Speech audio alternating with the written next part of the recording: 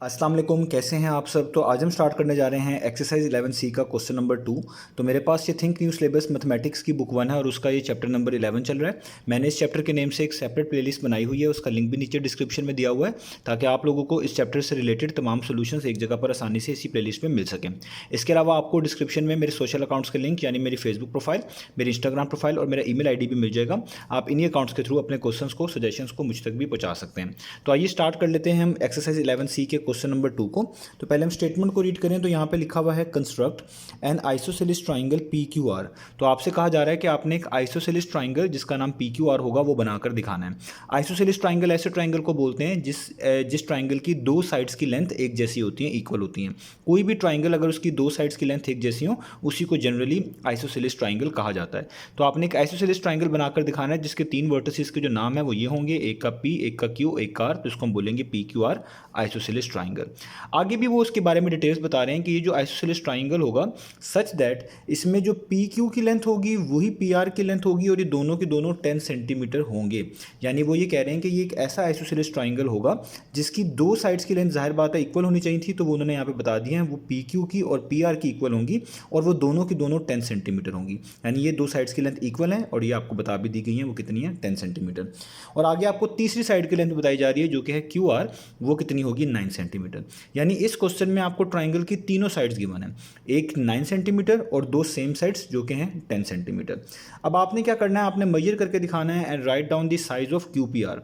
आपने मेजर करना है और लिख कर दिखाना है किस एंगल को, क्यू पी आर एंगल को। इस पी के ऊपर हैट यूज़ हो रहा है, इसका मतलब यहाँ पर एंगल हम इसको कंसिडर करेंगे। कौन सा एंगल, जो क्यू और आर के दरमियान पी पे बन रहा होगा, जो लेटर बिल्कुल सेंटर पे होता है, इससे हम ये मुराद ले रहे होते हैं इस एंगल को। तो वो एंगल जो क्यू और आर के दरमियान पी पे बन रहा होगा उस एंगल को वो कह रहे हैं आपने मेजर भी करके दिखाना है कि वो कितना होगा। अब देखिए इसको किस तरह स्टार्ट करेंगे इस क्वेश्चन को। वैसे मैंने आपको क्वेश्चन नंबर 1 में भी ये बात बताई है कि जनरली आमतौर पर अगर आपके पास ट्राइंगल की तमाम साइड्स गिवन हो तो जो लेंथ सबसे बड़ी होती है उसको पहले बनाया जाता है। और ये रूल नहीं है, आप कह लें कहीं पर हम ऐसा भी करते हैं कि बड़ी वाली लेंथ को छोड़ के छोटी वाली लेंथ को पहले ड्रॉ कर लेते हैं, इससे भी ट्राइंगल बन जाता है।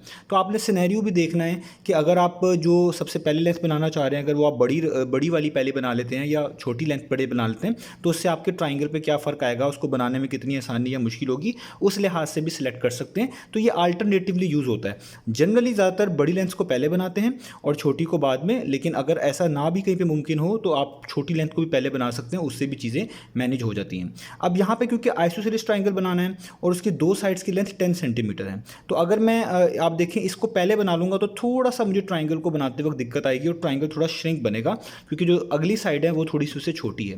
तो हम कोशिश करेंगे कि छोटी वाली पहले बना लेते हैं और उसके बाद इन दो को बिल्कुल एक तरीके से, इस तरीके से साथ साथ बना लेंगे ताकि वो आसानी से हमारे पास ट्राइंगल कंप्लीट हो जाए। अदरवाइज आप इसका दूसरा वे भी ट्राई कर सकते हैं। तो मैं क्या करने जा रहा हूँ, मैं सबसे पहले जो क्यू आर है हमारे पास, इसको यहाँ पर ड्रॉ करने जा रहा हूँ। तो क्यू आर कितनी है, वो है 9 सेंटीमीटर। तो आप देखिए मैं यहाँ पर क्या करूँगा, मैं एक लाइन लगाऊंगा अपने रूलर की मदद से 9 सेंटीमीटर की। तो यहाँ पर एक लाइन लगा लेते हैं हम 9 सेंटीमीटर की। तो आपने इस तरह आप देख सकते हैं मैं ज़ीरो से स्टार्ट कर रहा हूँ, तो यहाँ ज़ीरो से स्टार्ट करूँ तो ये मेरे पास बन गई 9 सेंटीमीटर की लाइन, आप देख सकते हैं। तो ये एग्जैक्टली मैंने 9 सेंटीमीटर की जो है वो लाइन लगा ली, ठीक है। और इसका नाम क्या होगा, इसका नाम ऊपर के लिहाज से यानी क्यू आर है, तो यहाँ पे भी आप लिखेंगे क्यू आर, ठीक है। और ये क्या हो जाएगा आपके पास 9 सेंटीमीटर, ठीक हो गया। अब आपने देखें ये पी क्यू और पी आर को जो है ना यहाँ पर ड्रॉ करना है। अब यहाँ पर आपको कंपास की मदद लेनी है, आप इसको रूलर की मदद से ना बनाइएगा, उससे थोड़ी दिक्कत आ सकती है। तो हम यहाँ पर कंपास को यूज़ करेंगे और इन लेंस को इस तरीके से बनाएंगे। तो मैं इसको ज़रा मैनेज कर लूँ। तो अब देखें, अब मेरे पास जो पी क्यू है और पी आर दोनों 10 सेंटीमीटर होनी चाहिए। तो इसका मतलब इस साइड के अलावा जो दोनों साइड इस ट्राइंगल की आएंगी वो 10 सेंटीमीटर होंगी। अब देखिए पी क्यू में आप देखिए यहाँ पर पी नहीं लिखा हुआ, लेकिन पी क्यू के अंदर क्यू आता है, क्यू लिखा हुआ है। तो आप क्यू पे यहाँ पर इस कंपास को यूज़ करके 10 सेंटीमीटर की आर्क लगाएंगे। इधर पी आर है, तो पी तो यहाँ पर नहीं लिखा हुआ है इस लाइन में, लेकिन आर जो लेटर है वो यहाँ पर लिखा हुआ है। तो इस आर की जगह पर भी आप ये कंपास यूज़ करके 10 सेंटीमीटर की आर्क लगाएंगे। कैसे लगाएंगे वो मैं अभी आपको बताने लगा हूँ। तो आपने अपने रूलर को इस तरीके से रखना है और इसमें 10 सेंटीमीटर को ओपन करना है। ये आपको दिखाने के लिए मैं यहाँ पे कर रहा हूँ कि आप देखें, ये मैं तकरीबन इसको 10 सेंटीमीटर ओपन करूँगा, ठीक है। ये आप देखें ऑलमोस्ट देखिए मैंने 10 सेंटीमीटर को ओपन कर लिया। आप देख सकते हैं ये तकरीबन मैंने इसको 10 सेंटीमीटर ओपन किया हुआ है, ये देखें।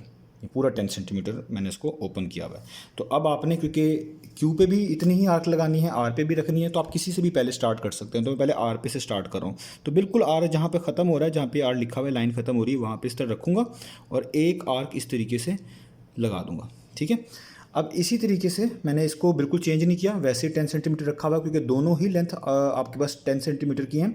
तो पी पर भी 10 सेंटीमीटर और पी क्यू भी 10 सेंटीमीटर, पी आर भी 10 सेंटीमीटर, तो आर पे भी 10 सेंटीमीटर की आर्क लगाइए। इस तरीके से आप क्यू पे रखें यहाँ पे, और इधर भी 10 सेंटीमीटर की आर्क लगा दें, जहाँ पे भी लगेगी ऑटोमेटिकली।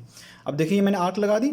अब आप देखें ये दोनों आर्क ने इस पॉइंट पर एक दूसरे को क्रॉस किया, तो इस पॉइंट को आप इधर दोनों पॉइंट्स के साथ जोड़ दीजिएगा। जैसे आप देखें ये जो हमारे पास पॉइंट है, इसको मैं क्यू से जोड़ूंगा। बहुत ध्यान से जोड़ना है कि लाइन स्ट्रेट हो। ये मैंने जोड़ दिया और इसको भी इससे भी जोड़ दूंगा।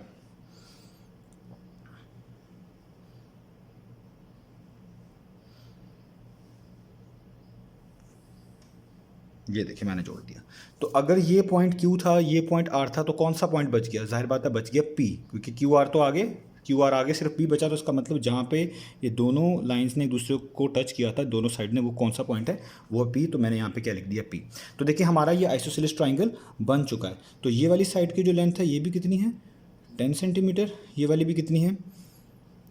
10 सेंटीमीटर। यहाँ तक हमने बना लिया। और ऐसा ट्राइंगल जिसकी दो साइड्स की लेंथ एक जैसी हो, उसी को आइसोसेलेस ट्राइंगल बोलते हैं। अब आपको देखिए, अगर आप ये 10 सेंटीमीटर पहले बना लेते तो फिर थोड़ी सी दिक्कत आती है आपको ये ट्राइंगल को बनाने में। बन तब भी जा सकता था, लेकिन थोड़ी सी मुश्किल उसमें आनी थी। तो इसलिए बेहतर यही है कि आप यहाँ पर जो 9 सेंटीमीटर है उसको पहले बना लें और बाकी दो साइड्स को इस कंपास की मदद से बाद में बना लें। अब देखिए उन्होंने कहा था कि आपने एक एंगल भी निकालना है। कौन सा एंगल निकालना है? जो क्यू और आर के दरमियान पी पे बन रहा है। अब क्यू और आर के दरमियान पी पे कौन सा एंगल बन रहा है? देखिए यहाँ पर क्यू लिखा हुआ है, यहाँ पे आर लिखा हुआ है, और Q और R के दरमियान P पे बन रहा है ये वाला एंगल। मैं इसको मार्क कर लूँ, ये वाला एंगल। इस एंगल को आपको फाइंड आउट भी करके दिखाना है। अब इसके लिए आपको जाहिर बात है प्रोटेक्टर की ज़रूरत पड़ेगी। तो वो यहाँ पर मैं आपको बताता हूँ। आप अपनी इस जो है, मैं अपनी इस कॉपी को, पेज को थोड़ा सा रोटेट कर रहा हूँ। तो अब आपने किस तरह रखना है यहाँ पर इस एंगल को फाइंड आउट करने के लिए? तो आप देखें इस प्रोटेक्टर को, इसका जो सेंटर है वो बिल्कुल इस पी पॉइंट पर रखें। तो देखिए मैं इस तरीके से इसको पी पॉइंट पर रख रहा हूँ। बिल्कुल आप देखें, बिल्कुल सेंटर इस पी पॉइंट के ऊपर है। और इस प्रोटेक्टर की जो ये लेफ्ट वाली लाइन है, बेस लाइन, जो यहाँ पे 180 तक जा रही है और आगे 0 तक जा रही है, वो बिल्कुल इस साइड के ऊपर है। बिल्कुल इस साइड की क्या है? ऊपर है। अब आपको मैंने बताया था कि अगर आप यहाँ से रीड करते हैं, लेफ्ट से अगर आप रीड करेंगे, तो आपने कौन सी वैल्यूज रीड करनी है? ऊपर वाली, ये ऊपर वाली। और अगर आपकी ये इस प्रोटेक्टर की राइट वाली बेस लाइन आपकी लाइन के ऊपर हो, तो फिर ये ग्रीन वाली यहाँ से नीचे वाली हम रीडिंग्स नोट करते हैं। तो अभी आपने जो प्रोटेक्टर रखा हुआ है, इसकी ये लेफ्ट वाली साइड जो है आपके पास, इसकी जो बेस लाइन है, ये जो लेफ्ट पे है, ये आपकी साइड के ऊपर एग्जैक्टली। तो आप कहाँ से रीड करेंगे? आप यहाँ से ऊपर वाला स्केल रीड करेंगे। तो कहाँ तक रीड करेंगे? इस साइड तक। तो देखिए 0, 10, 20, 30, 40, 50, और आप नोटिस करें 50 के थोड़ा सा ये आगे है। तो अगर मैं यहाँ पे आपको दिखा पाऊँ तो ये ऑलमोस्ट 50 से थोड़ा सा कितना आगे है हमारे पास? ये मैं आपको यहाँ पर दिखाता हूँ।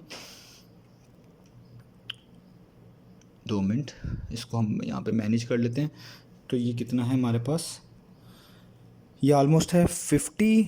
एक स्मॉल लाइन 1 को काउंट करेगी, 51 और 52 और 53। ये तकरीबन 53 है। शायद आपको यहाँ पे इतना अच्छा नज़र ना आ पा रहा हो, लेकिन मेरे मुताबिक अगर आप इसको यहाँ पे देखें, 0 से स्टार्ट होकर यहाँ तक 50 बनता है। 50 के आगे 51 है एक लाइन, 52, और तकरीबन ये तीसरी वाली लाइन के ऊपर ये वाली हमारे पास जो है ना, इस साइड के साथ ये कंसाइड कर जाती है इस प्रोटेक्टर की लाइन्स। तो ये 53 बनता है। इसका मतलब ये एंगल कितना है? 53 डिग्री। तो इसलिए हम यहाँ पर लिख देंगे कि ये एंगल हमारे पास कितना आ गया? 53 डिग्री। और यही हमने फाइंड आउट करके दिखाना था। तो इस तरीके से आप जो है इन क्वेश्चंस को कर सकते हैं। तो उम्मीद है आपको ये क्वेश्चन जो है क्लियर हो गया होगा, अच्छे से समझ आ गया होगा। आपने बस याद रखना है, इनको मेजर करते वक्त थोड़ा ख्याल करना है, और इन लाइंस को लगाते वक्त भी ख्याल करना है। अगर ये लाइंस जाहिर बात है अपनी ओरिजिनल लेंथ से थोड़ी ज़्यादा या कम हो गई, तो फिर आपको ट्राइंगल बनाने में मुश्किल आ सकती है। बाकी जनरल रूल मैंने आपको बता दिए। बाकी आप जिस तरह प्रैक्टिस करेंगे, आपको खुद ब खुद आइडिया हो जाएगा कि कौन सी लेंथ को पहले या बाद में बनाना चाहिए। इससे चीज़ें इंशाल्लाह और भी आसान हो जाएंगी। तो उम्मीद है आपको ये क्वेश्चन समझ आ गया होगा। इंशाल्लाह अब नेक्स्ट वीडियो में मिलेंगे बाकी सोल्यूशंस के साथ।